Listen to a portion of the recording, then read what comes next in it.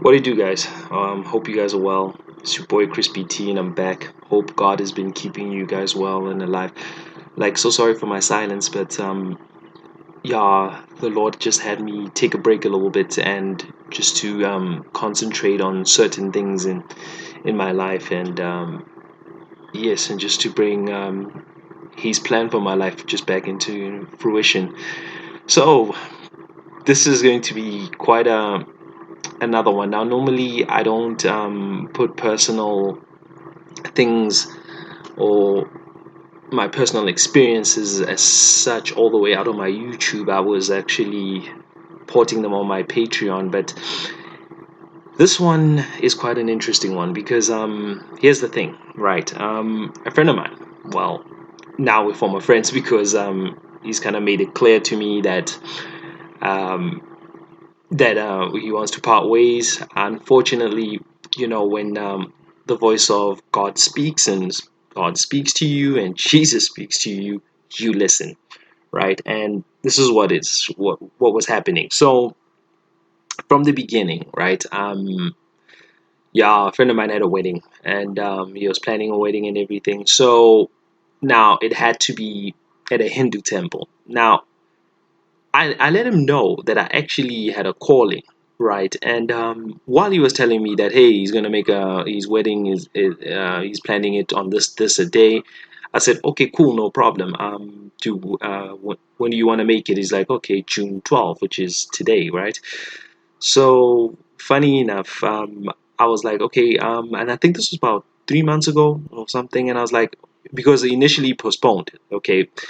Now I wasn't too sure because I know my friend is not particularly, he's never been religious. So I was thinking, okay, well, whatever, I wasn't too sure what kind of ceremonies it was going to be because sometimes what people who tend not to take a particular religious stance, be it that they're not Christians or they decide to be that they're Muslims or whatever, and because they cater for so many different kinds of friends, they would they would have just a ceremony and not have anything else that sort of attached to it. But however, because this friend of mine had a Hindu wife, and now normally when it comes to marriages and things like that, there's always some sort of adopting of somebody else's religion, be it you as the husband have to take the wives and all that. I've heard certain things of certain conversions, or some people just sort of do things not bearing in mind what the consequences will be down the line. And this is what I think my friend, or former as he wanted to put it, then did. So, in any case, all right, initially I said, okay, cool, let's go. I mean, I didn't know anything of the sort of what kind of ceremony it was going to be. So, when the ceremony in itself, because of the fact that it's been held in the temple and there was sort of this, and I was like, this is something that I only learned about a month ago, and I'd already told him about my calling into ministry, and he was like, "Oh wow, Tato, how did this happen?" I'm like, "I knew you were not into religion." All of a sudden, I'm like, "Dude, it's not even religion. I just have a relationship with God. It's just a calling I've heard personally from Him. I wouldn't do this. You knew me. Trust me. I mean, if anyone pretty much went into ministry and they planned to do this, I would be a little bit concerned from just my own experience. I'm not saying that yes, that I know there are people who are pure hearted and something they pretty much always had in their hearts, and something they wanted to do. And not to say that, let me put it this way, with me, it was more like something that was a little bit prophesied. So I was prophesied, I should say, sorry. And I had it in my heart and I said, okay, cool. I think I'm okay to go with it. I feel it's something that I can do. It's something I should look into, but I never really, I was thinking, yes, having a devotion to God is a beautiful thing, and it was always something I always viewed personally. But what's funny is that I always felt it was something that I should not pursue until I was ever called in it. So when I was called into it, I was not surprised personally as such, but My friends were, people around me were, but me, in my heart of all hearts, I wasn't too surprised. So especially that when the gift of prophecy was even sort of preceded the actual calling, as in the confirmation of the calling from God, right? So I figured, because I was having all these visions and things like that, but it wasn't to the level I have now as such. But not to say that there's always a particular level. It's not like what happens that when God trusts you, He reveals more to you. Let's just put it that way.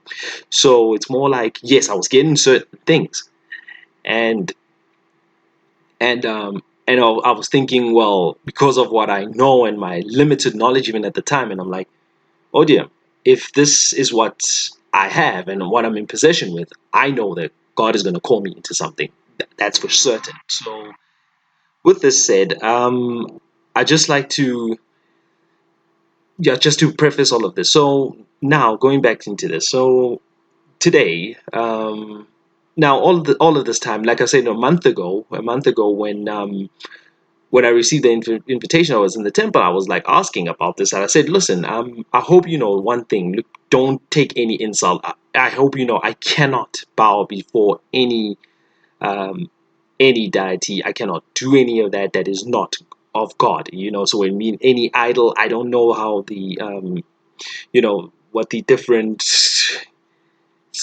Hindu religions or the temples or whatever it is. And I said, listen, I cannot do that, but I know that what normally goes down. I've been there before, and this was like in 2007, and I think again in 2000 and oh no, that one doesn't count. It was at a house, so that doesn't count. So yeah, it was just someone giving a talk there. So I just went there just to listen out. That was different, but I went to a temple once in 2007. Okay. Anyway, so it's sort of, and what I know and what I deliberated is that it's expected of you to take part and actually bow down to these gods. This is what I said to my friend, because I've been there in 2007. I said to him, look, this is a situation, and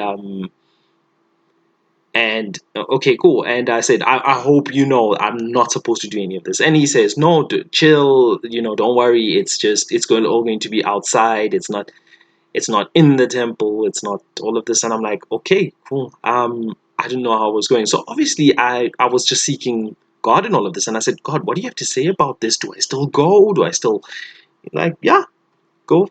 Right.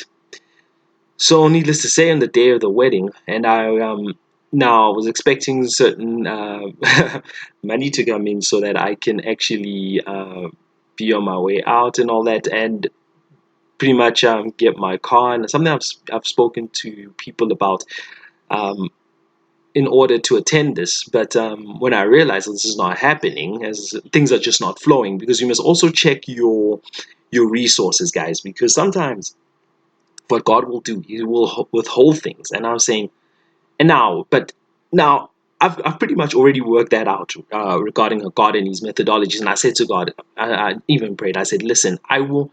Let me just tell him straight, as in my friend here, as to what's going on, so that I don't have to give him any last minute things where I cannot attend, and then you, or more importantly, as in you, God, and more importantly, are more angry at me about even going there. If this displeases you, can you just let me know, because then I'll stop this. I know that this is already a big red flag, and it's something I'd already raised up about this. Regarding this. And I was supposed to have a speech, by the way, in this whole thing. But let me tell you, when I was saying that in my speech, I am going to glorify God if I make it there, because I wouldn't get there without God. If you know my situation right now in terms of my financial disposition and all of that. And funny enough, a way was sort of being made. That here's what happened. I was given an e-hailing, and sure, I could get a Bolt taxi over there and all that, or an Uber or whatever, and I was going to get the resources to do that. But God gave me one thing on the morning, and I'm talking at like around about 5 o'clock this morning, right? And I'm talking 5 o'clock, 12th of June 2021. And he was like, and funny enough, he also showed me a verse called John 5:20, and I will read that to you a little bit later, after this, so that to put everything into context. So he was like, listen, and this is what it came into a dream. It wasn't even a vision as such, because I was like fully knocked out. I could not sleep. I was struggling with my sleep, and it only came the vision. And this is what was going on, guys. That when it comes to idolatry, and I don't know if I'm saying it properly, idolatry, right? Um, one should be very aware of the fact that if you're going to be feasting in the presence, or sitting, even feasting when you're in the presence of idols, right, and the temple and everything, you cannot attend. It's going to be seen as the same as bowing down to it.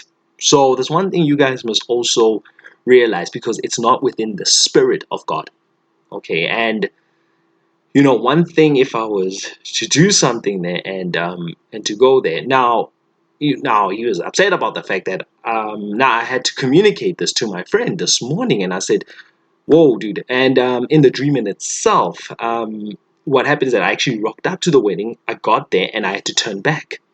So obviously, I wasn't going to go that far, to do that. And if God has already spoken, and at the end of it, it was more about what the dream went in to say about Jesus, saying that this guy that had not accepted Jesus, and it actually started with him rejecting. It was like in the words of Jesus when he said to Peter that you will deny me 3 times.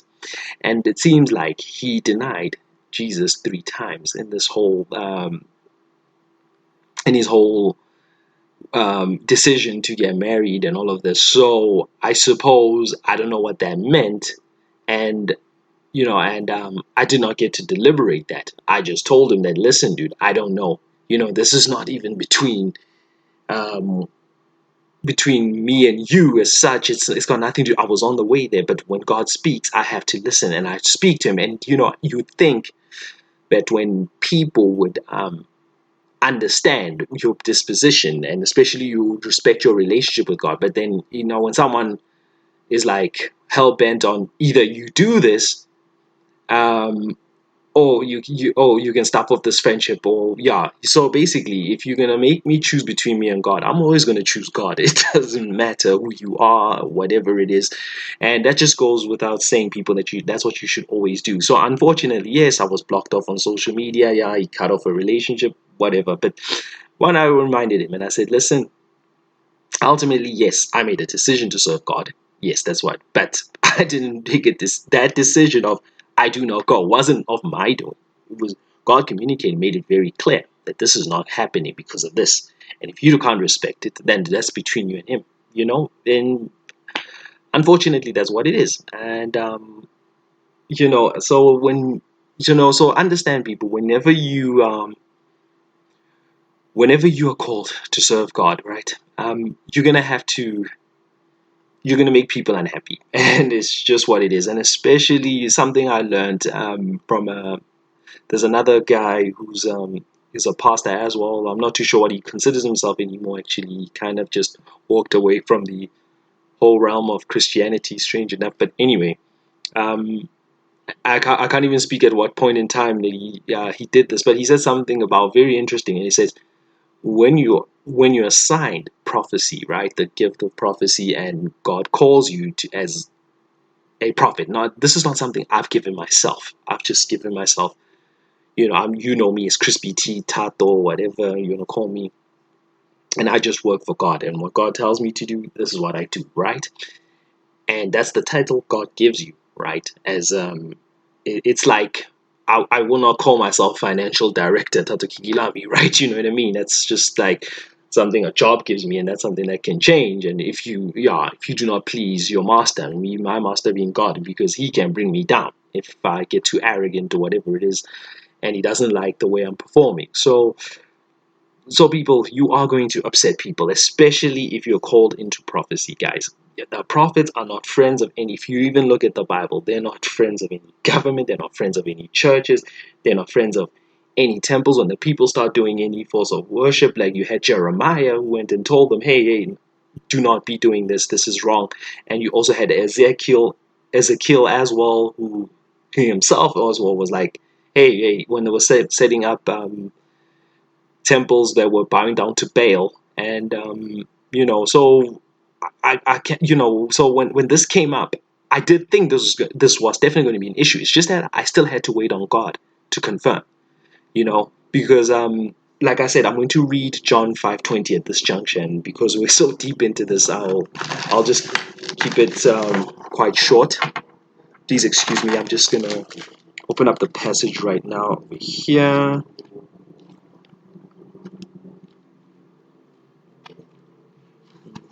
It's just so sorry for the silence, people. I'm just I just went off the cuff and I didn't exactly prepare for this long enough. Sorry about that. And it says, right, this is John chapter 5, verse 20. And this is what it says. For the Father loves the Son and shows him all that he himself is doing. He will show him even greater things to do than this, and you will all be amazed. So, this is what I wanted to explain about God revealing things to Jesus and Jesus even being able to do greater things. So, what I'm saying to you is that it would have flowed a lot easier. God can fix a situation in minutes. Nothing stops him. You know what I mean? So when I realized that I was actually going off my own power to attend this wedding, that I was going to have to do it in my own power and not of his calling and not his way, it was very clear that this was not something that was going to be pleasing of him. So, and because of the fact that my friend unfortunately denied Jesus, and therefore I cannot be at weddings and especially be or any celebrations that are not pleasing to God and that don't have his presence over there. So yeah, guys, so just always remember that you will not please everybody. And the main thing is that always remain true to God. And remember, he knows things that you don't know. You don't know the conversation. And to me, I thought I was going to be at something that might not be non-denominational or anything that was going to be at least neutral in that sense, that was going to be respectful of everybody else. But oh no, quite clearly, God knew something was not right over there, and he prevented me from going. And he was just looking out for me. And I'm saying, thank you, Father. Well, and he also showed me my friend is not going to be pleased about it, but sometimes it's such. And when God has to show you what your friends are, not everyone has to go with you. And let them say what they want. This is not about religion. This is not even what I'm about. I'm about relationship and always be at one with the Most High and Jesus Christ. All power to the God of the heavens. And yes, I pray for my friend's salvation, despite whatever he says. But anyway, that's just life. Much love, guys, and reach out. I'll be back soon. Bye-bye.